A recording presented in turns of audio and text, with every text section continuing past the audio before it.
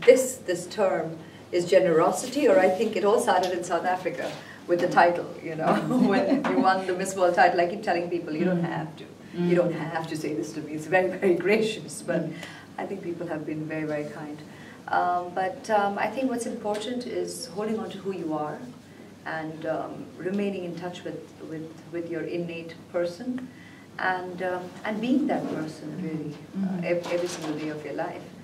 I think that's what makes you who you are, that's what makes you beautiful, that's what keeps you comfortable in your skin, and really take each day as it comes in life.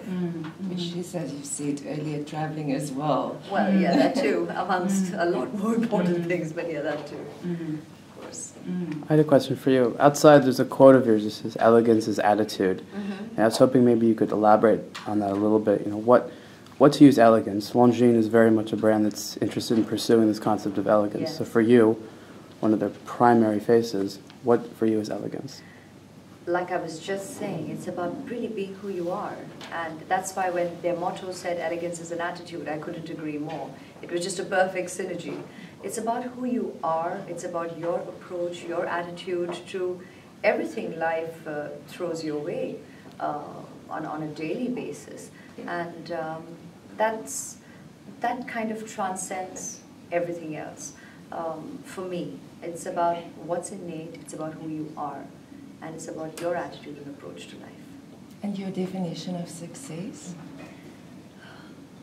In jest, I always say, don't quite believe it. You can enjoy it, but don't quite believe it.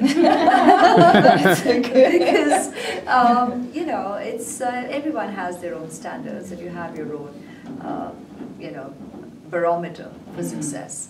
I think, apart from your professional achievements or aspirations or personal aspirations, I think you're successful when you're at peace and with yourself, and you feel a sense of contentment and bliss. And I think to be able to achieve that, the balance of holding on to your reality, onto your life every day, being connected, while of course going out there and doing all that you want to do to your best potential.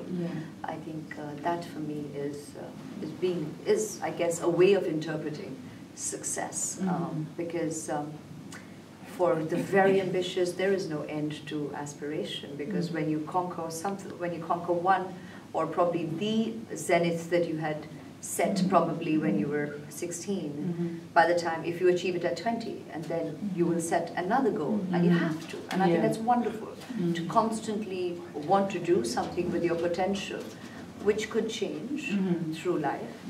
But it's important to be in a positive frame of mind, and holding on to being positive all your life, while doing all that. Yes, yeah.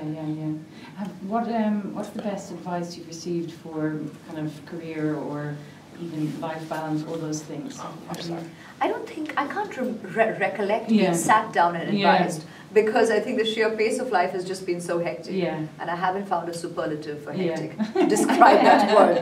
But that's really been the pace, you know, all my life. But I've always kind of equated myself to a sponge, and I think life is like the biggest teacher, because while you're a kid, of course, your grounding, the roots are from your upbringing, and that's something I firmly believe in.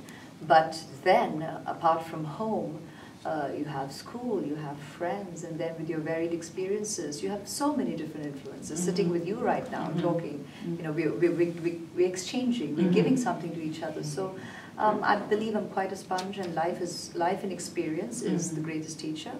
So it's not about a rule book or a book of quotations or a book of, you know, do's and not to do's, or how to do and approach things. It's really about being open and receptive to life. So and that's why I call myself a sponge. I'm just like, and hopefully squeeze out what doesn't work.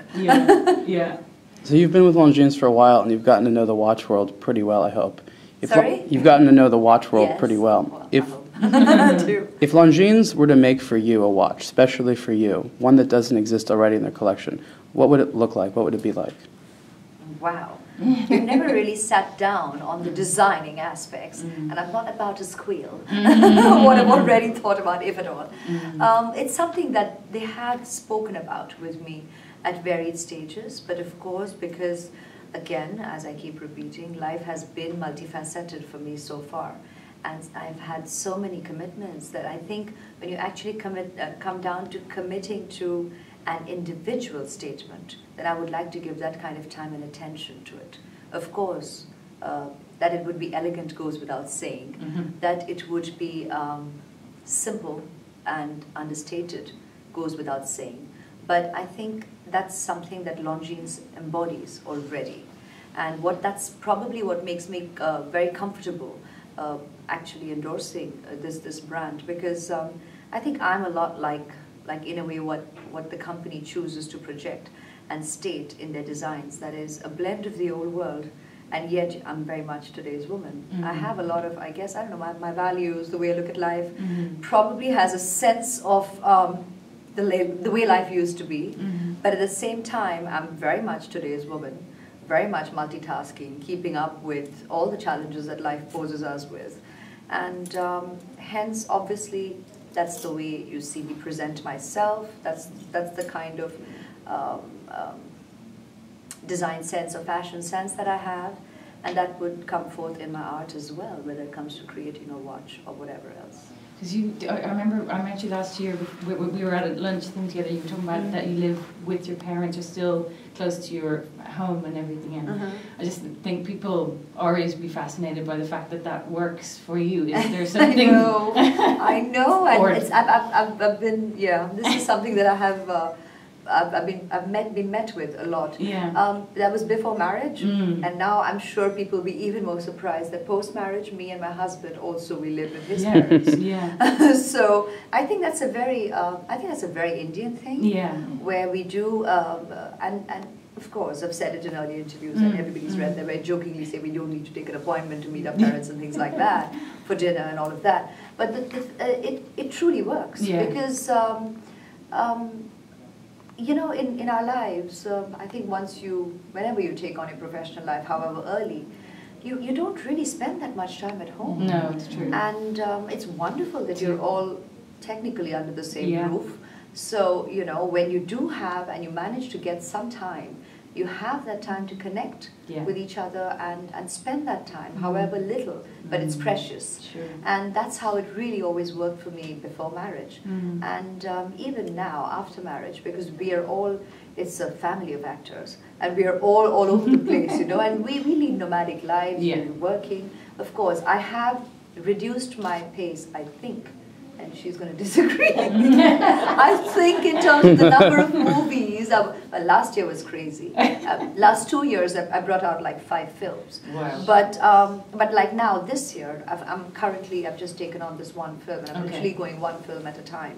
Because you do want to gradually make a lot more time, so you think, for life and you know, your people in it. Your family, your loved ones. Yeah. So that's why this time, because last time I thought, I'll manage it. It was really fast paced, really hectic. I think I took on more than I did manage to chew that, but there was a lot.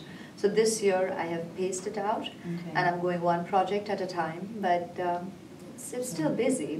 But still, you manage to get a lot more time to kind of spend with each other. Everybody lives in one place. Yeah. That's good. So what's left for you to conquer, do you think? I didn't know I'd be here when I started at 19. So, and I didn't think that far either. I've never been, it's not been about conquests. It's not been about, I've really never had that, like, say when I became an actor, I always got asked, what's your dream role? And I said, I haven't created one. Because I think if I did that, then I'd feel, okay, I've achieved this, now what? So I've never created that one particular goal. It's been about giving my best to whatever I take on every day. Like if I've taken on this project now, then I give my best. I've come here today, then I do my best and I give my best to today. And that's really been my attitude throughout. And that's the way I go with the flow. Okay. Thank you. Okay, great, thanks. Can we get a